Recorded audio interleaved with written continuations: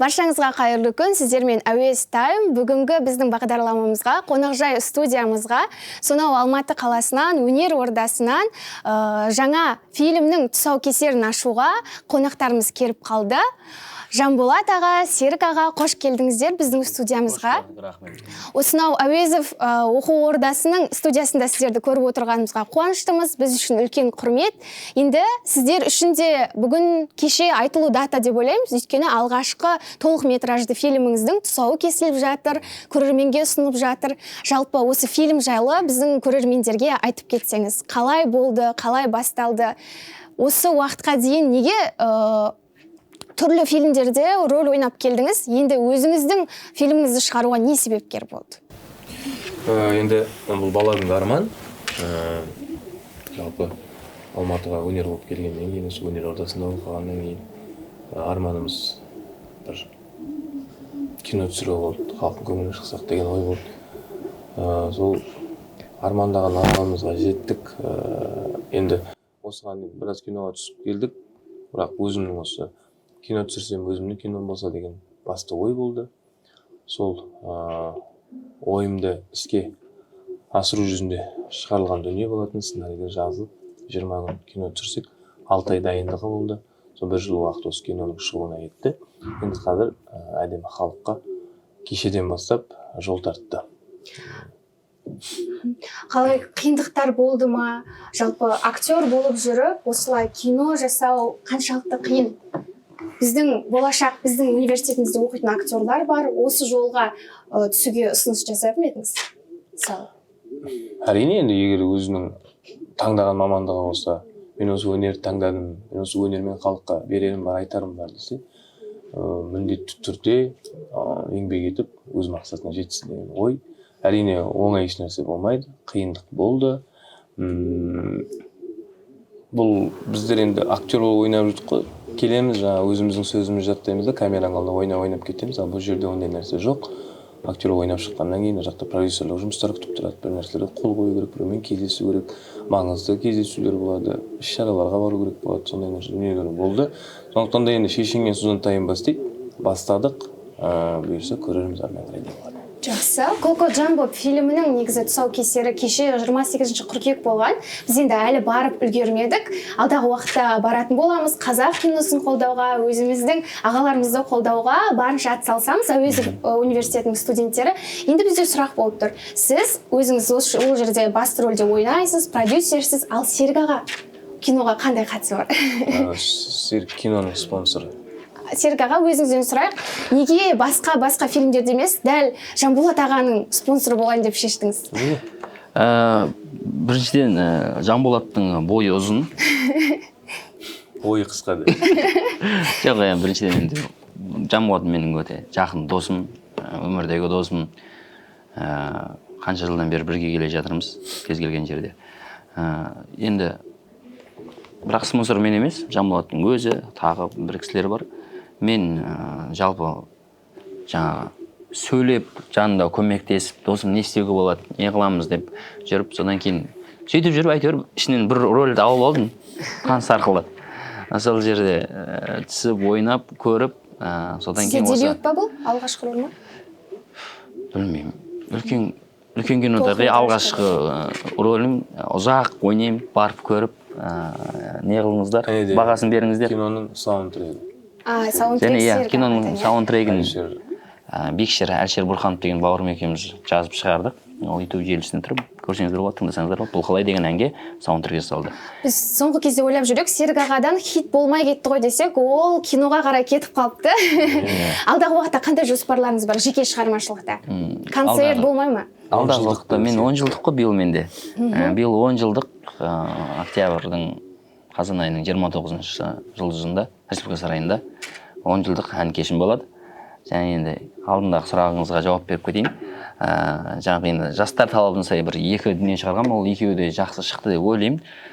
Бірінші жаңа біздеше деген ән. Қашық жандар бірін-бірі іздесе. Ал екеуміз алмаймыз да жүздесе. Осы енді хит деп ойлаймын енді. Ал тиктокта тренд. Не десе де саған айнала, мен туралы жаман ойлама. Сені сүйе. беремін деген бір ән бар. Ол да кішкене өзінің тыңдармандарын тапты деп ойлаймын.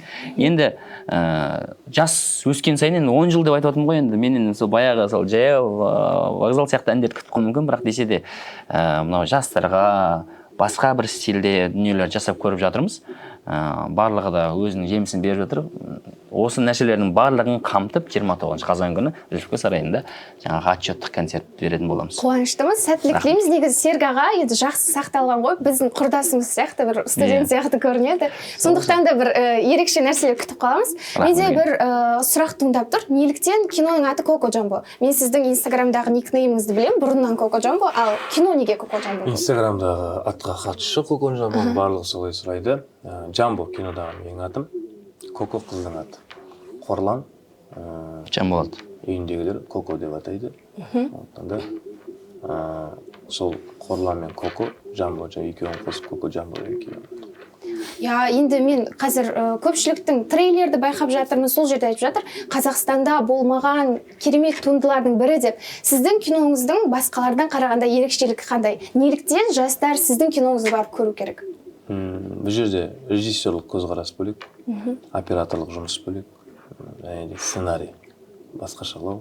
Біз бұл жерде қатып қалған отбасылық проблемаларды қозғамаймыз. Бұл жерде көп проблемалар қозғалғанда 2-3 проблемаларды қамтимыз. Соның төңірегінде бір нәтиже шығады кинода. Енді сценарийі халық күтпеген нәрселер көп. Жақсы. Біз күтпеген нәрселерге толы дейді, ендеше барып бағасын бере жатармыз. Жалпы осыдан кейін кино саласында жалғастырғыңыз келе ме? Тағы бір киноларға идея, ой бар ма болашаққа?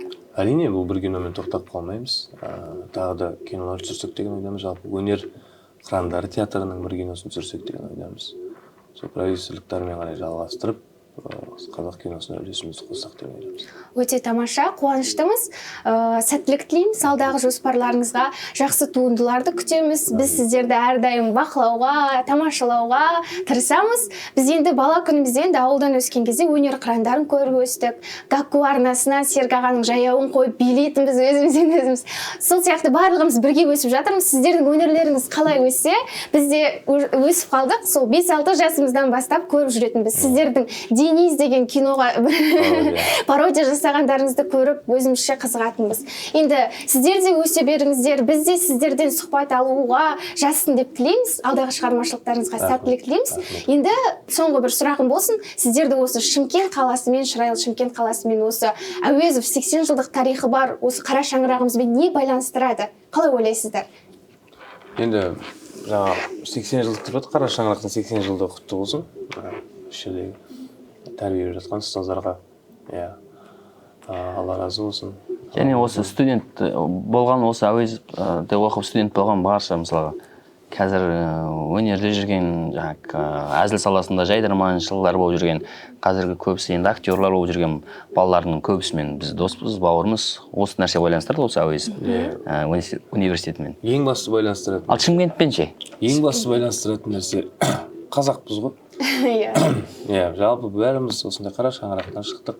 Бізде студент болдық, бізде стипендиялық, бізде общежитие тұрдық, жатақханада тұрдық дегендей байланыстыратын нәрсеміз көп. Жаңағыда студенттерді көріп сұхбаттасып, бір марқайып жатқан жайымыз бар. Сондықтан да байланыстыратын нәрсе өте көп бұл жерде. Енді қайсы бірін сараламай айтып отырмын. Жақсы еді. Шымкент дегенде ассоциация, сіздерге ойларыңызға келетін 3 нәрсені айтып кетіңіздер. Шымкент па? Той. Той. Арзаншылық. Ыстық. Ыстық дейді. Серік аға, сізде қалай? Категорически той емес. Енді шынымен де Шымкент қонақ жайлық, мен үшін жай барақат, демалыс, той. Жақсы. Тойымыз көп болсын.